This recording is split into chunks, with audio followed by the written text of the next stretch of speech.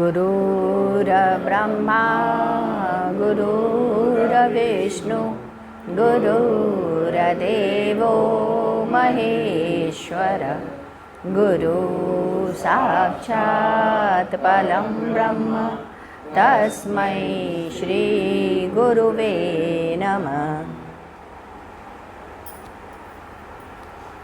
आइए आगे की तरफ पढ़ें। 20 फरवरी सन 1994 रविवार। आज बाबू भैया के दोनों बच्चों का उपनयन संस्कार हुआ। हम लोग 18 तारीख से ही गुरुस्थल पर रुक गए थे। 2 दिन पहले से ही उस स्थान की पूरा रखरखाव और व्यवस्था चल रही थी। उन सारी व्यवस्थाओं को ठीक करना था। दोनों मैदान में कनात लगा 19 तारीख को उसे पूरा हाउस की तरह बनाया गया। गैलरी में लाल पट्टी लगी गेट तक बिछाई गई। इधर अंदर की तरफ मैदान में भी लाल पट्टी बिछा था। पूरे गैलरी के दोनों तरफ कुर्सियां लगी थीं। पूरे गेट को माला के साथ फूलों से सजाया गया था। मंदिर के सामने के मैदान में भी फूलों का मंडप बनाया गया था, जहाँ पर कि उसका यज्ञोपवीत संस्कार होना था। 19 तारीख को मैत्री पूजा थी, जिसमें कि बाबू और शिखा गांठ बांध करके बैठे थे और हमारे यहाँ के जो एकादशी वाले पंडित जी थे, उन्होंने इस पूजन को पूर्ण किया था। उसके बाद 20 तारीख को प्रातःकाल सबके लिए जलेबी और कचौड़ी का नाश्ता था। 7:30 बजे प्रातः से ही उपनयन संस्कार शुरू होना था और 7:30 बजे पालनदे महाराज आकर के बैठ गए। धैर्यपूर्वक यह कार्य 12:45 तक चला। बहुत ही विधि विधान और सी के साथ इस काम को किया गया। बड़ा ही अद्भुत दृश्य बन गया था। दोपहर का भोजन हलवाई बना रहा था। पूजन के समाप्त होते होते तक हल्की हल्की बारिश शुरू हो गई। इस तरह बारिश का होना, इसे गुरुदेव ने देववृष्टि कही। कहा, देवताओं का जो आवाहन था, उस स्थल पर उन्होंने अपनी प्रसन्नता ईश्वरीय रूप में व्यक्त की। गुरुदेव ने कहा, देवता बहुत प्रसन्न हैं, इसीलिए इस कार्य को रोको मत, यह काम होने दो। वर्षा से कुछ नुकसान नहीं होगा। और वर्षा भी मुश्किल से 10 से 15 ही मिनट हुआ और बंद हो गया। पुनः धूप निकल आई। उसके पश्चात दोपहर का भोजन हुआ। दोपहर का भोजन 2 बजे के आसपास प्रारंभ हुआ, जबकि समय गुरुदेव ने 11:30 बजे निर्धारित किया था। 11:30 बजे भोजन नहीं शुरू हुआ, इसलिए गुरुदेव थोड़ा नाराज़ भी थे। उन्होंने बार कहा, बाद में समय की पाबंदी ज़बत रखिए, ये हमेशा होनी चाहिए, समय पर ही कार्य करें। 3 बजे से हम लोगों की गोष्ठी था, वह अपने ही समय पर प्रारंभ हो गया और हम लोग चले गए। 5 बजे से विजय जी का हवन रखा था, वह हुआ। किसी के पास समय नहीं था। फिर उसके पश्चात जब हवन समाप्त हुआ, तब जा कर के हम सब लोगों ने भोजन किया। भोजन हम लोग का जो दोपहर का था, वह रात्रि में हुआ। उसी पर गुरुदेव थोड़ा नाराज़ थे, किंतु यह उपनयन संस्कार बहुत ही अद्भुत ढंग से हुआ। गुरुदेव ने बड़ा ही अच्छा कराया, पालनदे जी के द्वारा संपन्न हुआ। इसके पश्चात 21 फरवरी सन 1994 सायंकाल सत्संग के समय गुरुदेव ने कहा, एक बार कृष्ण ने गोपियों से पूछा, तुम मुझे कहाँ बैठाती हो?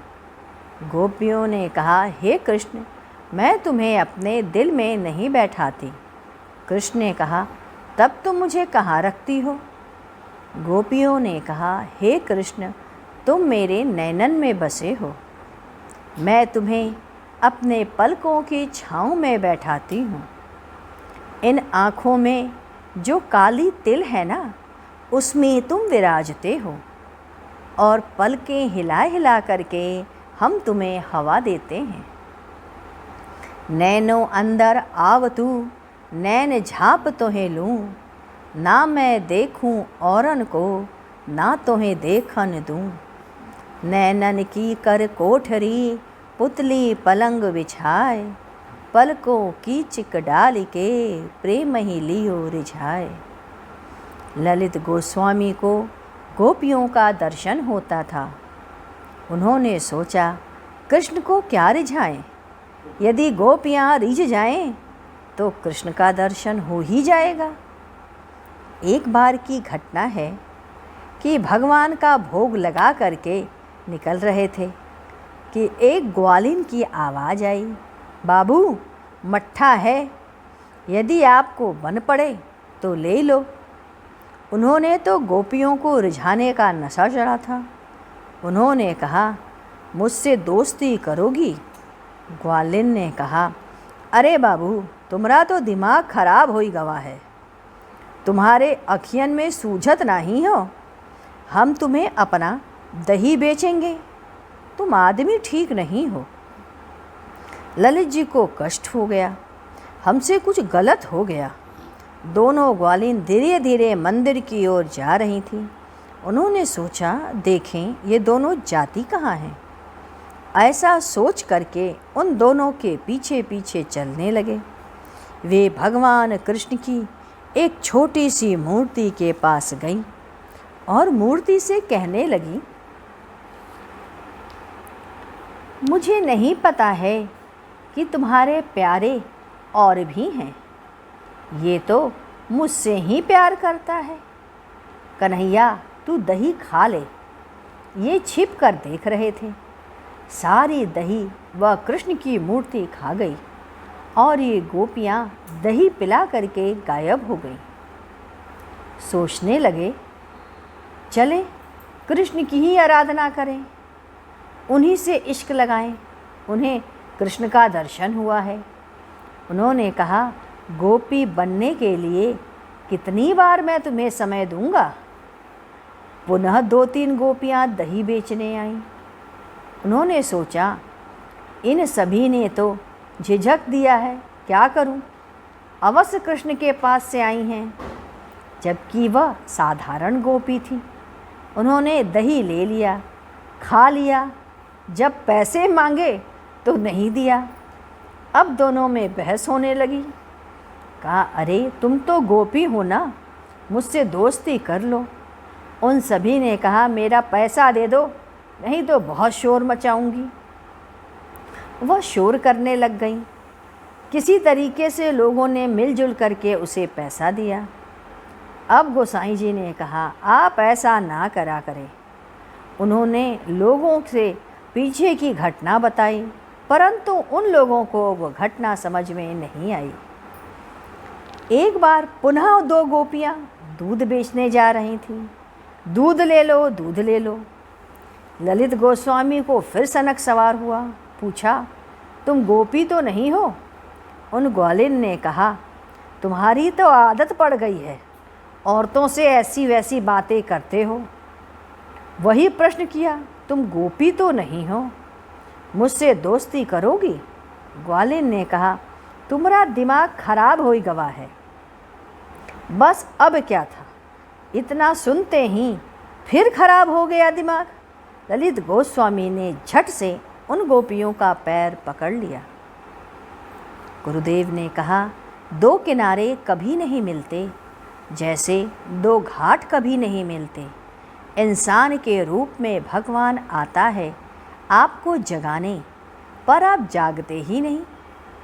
आपका हाथ पकड़ करके वह आपसे साधना करवाता है, आप उससे अपना हाथ छुटा करके भाग जाते हैं पुनः उसी संसार में। भगवत रस चढ़ ही नहीं पाता, वह प्रेम जगाओगे कब? आइए अब हम लोग गुरु कीर्तन करें। ओम ओंकार मंगलम गुरु मंगलम गुरुदेव मंगलम। ओम मंगलम ओंकार मंगलम गुरु मंगलम गुरुदेव मंगलम। ओम मंगलम ओंकार मंगलम गुरु मंगलम गुरुदेव मंगलम। ओम मंगलम ओंकार मंगलम गुरु मंगलम गुरुदेव मंगलम। ओम मंगलम ओंकार मंगलम गुरु मंगलम गुरुदेव मंगलम। ओम मंगलम ओंकार मंगलम गुरु मंगलम गुरुदेव मंगलम। ओम मंगलम ओंकार मंगलम गुरु मंगलम गुरुदेव मंगलम। ओम मंगलम ओंकार मंगलम गुरु मंगलम गुरुदेव मंगलम। बोलिए सद्गुरुदेव महाराज की जय। सद्गुरु तुम्हें शत शत नमन। सद्गुरु तुम्हें शत शत नमन। सद्गुरु तुम्हें शत शत